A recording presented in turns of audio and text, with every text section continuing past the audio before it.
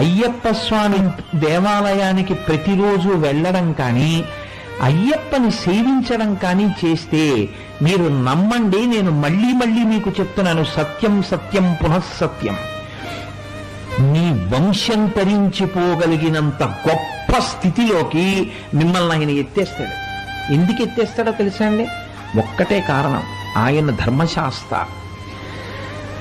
ఏది పట్టుకుంటే మీరు వృద్ధిలోకి వస్తారో ఆ ధర్మాన్ని పట్టుకునే వైపుకి మిమ్మల్ని తీసుకెళ్లి కలిపేస్తాడు ఆయన.